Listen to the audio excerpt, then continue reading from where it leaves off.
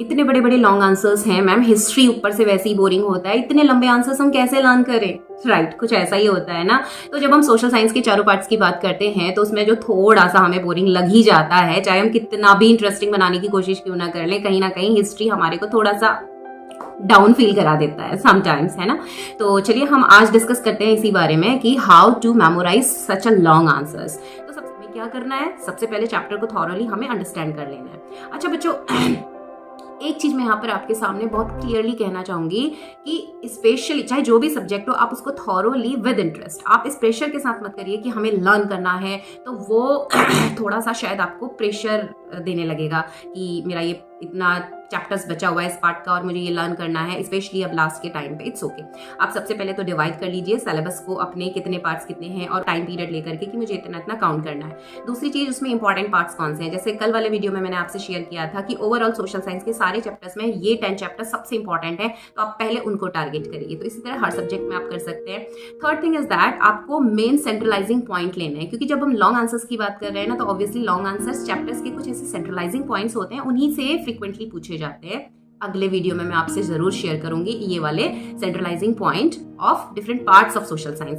But आज के video में हम आपसे शेयर कर रहे हैं, डिस्कस करने वाले हैं how to memorise the long answers. तो आप लॉन्ग आंसर्स को कैसे याद रखें या कैसे लर्न करें, तो चलिए हम आज डिस्कस करते हैं। सबसे पहले तो लर्न करने का प्रेशर ना लेकर के आप चैप्टर और जो क्वेश्चन है उनकी सिंपल रीडिंग करिए विद अटेंशन एंड कॉन्सेंट्रेट होकर के। और सेकंड, उसके बाद 2 रीडिंग कर लेने के बाद उसमें जो भी मेन हार्ड वर्ड्स थे, इवेंट या डेट्स आपकी जो भी आई थी, उनको आप मार्क कर लीजिए। मार्क करने से दोबारा से आप उस पर कॉन्सेंट्रेट कर पाएंगे। अब फिर से आपने रीड कर लिया, देन आफ्टर रीडिंग 3-4 टाइम्स काफी आंसर का पार्ट आपको लर्न हो चुका होगा। Now need to write this answer in your own words और with same words which you learn और रीड। तो जो कुछ आपने पढ़ा था उसको आप सेल्फ मेमोराइज करते हुए सेल्फ आंसर लिखने की कोशिश करिए और लिख के देखिए कि आपको कितना लर्न हो चुका है।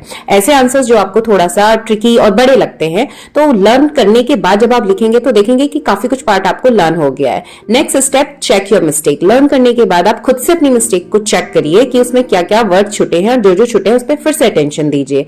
Fifth one is make mind map और फ्लो चार्ट। तो कुछ क्वेश्चंस ऐसे होते हैं जो काफी लेंथी होते हैं, एक्सप्लेनेटरी होते हैं, तो उसको आप एज अ माइंड मैप और ग्राफिक वे में या फ्लो चार्ट के फॉर्म में लर्न करिए। और मेनली जो मेन चैप्टर्स हैं उनका ओवरऑल फ्लो चार्ट आप लर्न करके रखिए, अपने सामने रखिए। अल्टरनेट उसको जब आप रिवाइज और रीड करते हैं तो 8-10 बार रीड करने के बाद ऑटोमेटिकली आपको लर्न हो जाएगा। उसके बाद लिख करके और बना करके उसको देख लीजिए। It will memorise to you and it will work surely. आप करके देखिए, आपको जरूर क्वेश्चन लर्न रहेंगे।